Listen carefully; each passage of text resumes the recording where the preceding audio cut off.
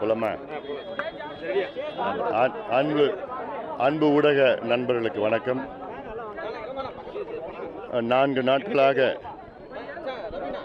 ஒரு நடைபயணத்தை மேற்கொண்டிருக்கின்றேன். கர்நாடகாவிலே காவிரியின் குறுக்கே கர்நாடக அரசு மேகதாது அணை கட்டக்கூடாது என்ற ஒரு விழிப்புணர்வு நடைபெற்ற பிரச்சாரம் 2வது நாள் இன்று ஈரோட்டிலே ஒரு பொதுக்கூட்டமாக இன்று முடிந்திருக்கிறது. எங்களுடைய முக்கிய நோக்கம் தமிழ்நாட்டில் அனைத்து மக்களிடம் ஒரு விழிப்புணர்வு ஏற்படுத்தி, குறிப்பாக இளைஞர்கள் மத்தியில் மேகதாது அணை ஏன் கர்நாடக அரசு கட்டக்கூடாது என்ற ஒரு விழிப்புணர்வு ஏற்படுத்தி வருகின்றோம். சில இளையோர்கள் கர்நாடகாவில் அணை கட்டினால் கடலில் போகின்ற தண்ணீரை நாம் சேமிக்கலாம் என்றெல்லாம் ஒரு தப்பான புரிதல் அவர்களுக்கு இருக்கின்ற ஒரு காரணத்தால், அது மட்டுமல்ல, கர்நாடகா முதலமைச்சர் மரியாதைக்குரிய திரு டி.கே. சிவகுமார் அவர்கள் பொய்யான தகவல்களை தொடர்ந்து சொல்லி வருகிறார்கள். மேகதாது அணை குடிநீர் பிரச்சனைக்காக நாங்கள் கட்டுகின்றோம் என்று திடீரென்று முதலமைச்சர் சிவகுமார் அவர்கள் சொல்லுகின்ற காரணம், இவ்வளோ காலமாக மேகதாது அணை என்று சொன்ன கர்நாடக அரசு திடீரென்று இது குடிநீர் திட்டம் என்று மாற்றி சொல்கிறது.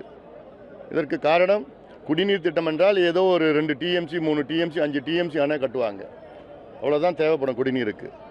ஆனால் 70 டிஎம்சி கொள்ளளவு கொண்ட ஒரு அணையை கட்டி இது பெங்களூர் குடிநீர் திட்டத்துக்காக நாங்கள் இந்த அணையை கட்டுறோம்னு சொல்றதெல்லாம் நிச்சயமாக அந்த காரணத்தை யாரும் ஏற்றுக்க முடியாது. பெங்களூர் இருக்கிற மக்கள் இன்னைக்கு காவிரி நடுவர்மன்ற இறுதி தீர்ப்பில், அதற்கு ஏற்ப உச்சநீதிமன்ற இறுதி தீர்ப்பில் பெங்களூர் மக்களுக்கு குடிநீர் தேவை 4.75 டிஎம்சின்னு தெளிவாக தீர்ப்பு கொடுத்துட்டாங்க. பெங்களூர் மக்களுக்கு இன்னும் தேவை 5 டிஎம்சி. அந்த 5 டிஎம்சி இருக்கிற அணையிலேருந்து எடுத்துக்கலாம். கேஆர்எஸ் அணை, கபினி, ஏமாவதி, ஆரங்கி அணையிலேருந்து அந்த 5 டிஎம்சி இன்னைக்கு கூட எடுத்துகிட்டு போகலாம், யாரும் வேண்டான்னு சொல்லலை. ஆனாலும் அதுக்கு தனியாக ஒரு அணை கட்டி அதில் 12,500 ஏக்கர் காட்டை அழித்து, வன விலங்குகள்லாம் அழித்து, புலிகள், யானைகள், இந்த கரடி, இது போன்ற வன விலங்குகள்லாம் அது வாழ்விடங்கள்லாம் அழித்து ஒரு அணையை கட்டணும்னு அவசியம் கிடையாது.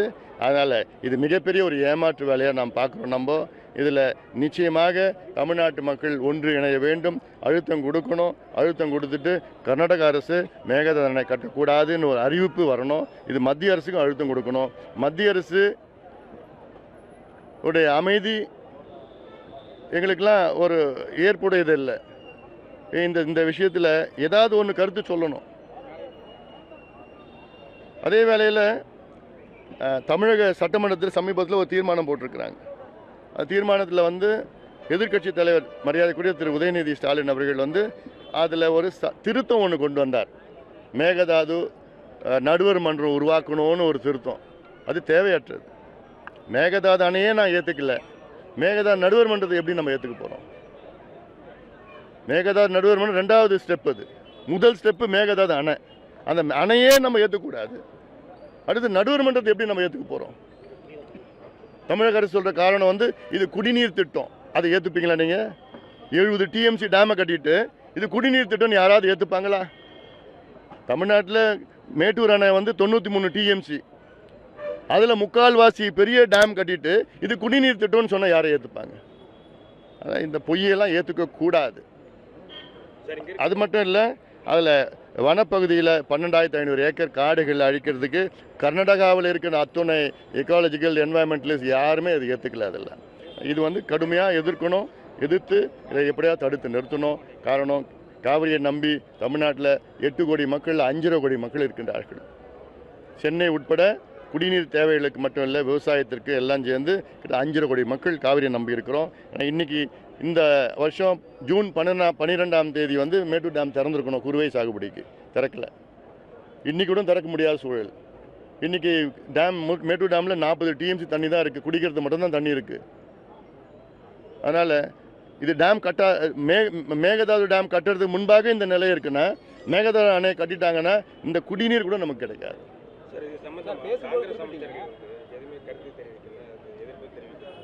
காங்கிரஸ் இது காங்கிரஸ் அமைச்சர்கள் பிரச்சனை கிடையாது. இது தமிழ்நாட்டினுடைய பிரச்சனை. தமிழக அரசு தான் எடுக்கணும். அவங்க கூட்டணி மந்திரி சபையில் இருக்கிறாங்க. இந்த இப்போது ஜல்லிக்கட்டு எடுத்துக்கங்க. ஜல்லிக்கட்டு மத்திய அரசு தடை பண்ணாங்க, உச்சநீதிமன்றம் அதை உறுதிப்படுத்தினாங்க. அதுக்கப்புறம் இங்கே இளைஞர்கள்லாம் எல்லாம் எழுந்து வந்தாங்க, வீட்டு விட்டு எழுந்து வந்தாங்க. எழுந்து வந்த இளைஞர்கள் எல்லாமே அவங்க யாரும் ஜல்லிக்கட்டை பார்த்தது கிடையாது.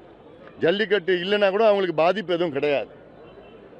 ஆனாலும் வெளில வந்தாங்க. ஏன்னா நம்மளுடைய தமிழர்களுடைய வீர விளையாட்டு, நம்முடைய பாரம்பரியம், இப்படிலாம் அந்த எதிர்பார்ப்பில் வந்தாங்க, அந்த உணர்வில் வந்தாங்க. ஆனால் இதில் மேகதாது அணை கர்நாடகா கட்டிட்டாங்கன்னா தமிழ்நாட்டில் உள்ள ஒவ்வொரு இளைஞனும் பாதிக்கப்படுவாங்க. இன்றைக்கி மட்டும் இல்லை, நாளைக்கு, நாளை மறுநாள், வருங்கால சந்ததியினர் எல்லாம் பாதிக்கப்படுவாங்க. So every individual will be affected in Tamil Nadu by Karnataka building a Mekedatu dam.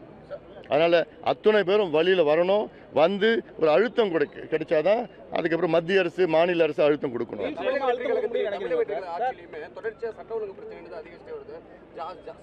நான் வந்து இப்போ இந்த மேகதாது பிரச்சனை டைவர்ட் பண்ண விரும்பல. இல்ல, நான் வந்து ஒரு யதார்த்தமா நான் சொல்ல, அது ரீல்ஸ் 10 முறை சொல்லணுமா?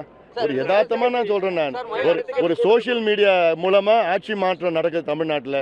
அதே சோசியல் மீடியா மூலமா ஒரு மேகதாது தடுத்து நிறுத்த முடியாதா? முடியும். அதுவும் அழுத்தம் கொடுக்கணும். ஒரு எல்லாமே ஷேர் பண்ணலாம்.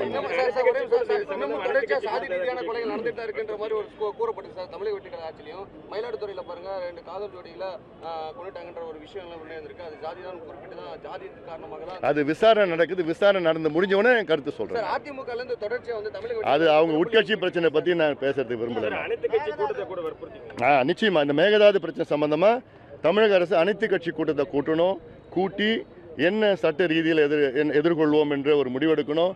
2வது கூட்டம் கூட்டி பிரதமரை சந்திக்கணும். மத்தியில் இருக்கின்ற நீர்வழித்துறை அமைச்சர்கள் போன்ற அத்துணை அமைச்சர்களை சந்தித்து அத்துணை கட்சி தலைவர்களும் அத்துணை சட்டமன்ற நாடாளுமன்ற உறுப்பினர்களும் டெல்லிக்கு போய் மிகப்பெரிய அளவில் அழுத்தம் தொடர்ந்து கொடுத்துட்டு இருக்கணும். அது மட்டும் இல்லை, பல வகையான வழக்குகளை போடணும். Environmental disaster, ecological disaster, biodiversity disaster, இதெல்லாம் சேர்ந்து. ஏன்னா மேகதாது அணை வந்து பார்த்தீங்கன்னா ஒரு 12,500 ஏக்கர் காட்டு அழித்து கொண்டு வர திட்டம். அது இதற்கு ஏற்ப பல வகையான வழக்குகள் போட்டு அதை தடுத்து நிறுத்தணும். அதனால் அதுதான் எங்களோட நோக்கம். அது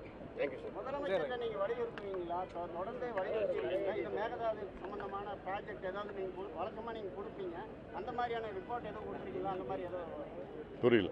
நான் கடந்த முறை முதலமைச்சரை சந்தித்த நேரத்தில் இந்த மேகதாது பிரச்சனைக்கு அனைத்து கட்சி கூட்டத்தை கூட்டுங்கன்னு நான் சொல்லியிருக்கிறேன். டெல்லியில் போய் அழுத்தம் இன்னும் கொடுக்கணும்னு நான் சொல்லியிருக்கிறேன். நான் இது தொடர்ந்து நம்ம சொல்லிட்டு தான் இருக்க போகிறோம். அறிக்கை மூலமாக, அழுத்தங்கள் மூலமாக, எங்கள் சட்டமன்ற உறுப்பினர் சட்டமன்றத்தில் பேசுகிற அழுத்தம்லாம் எத்தனையோ அழுத்தங்கள்லாம் கொடுத்து தான் வரோம் நாங்கள். நன்றி.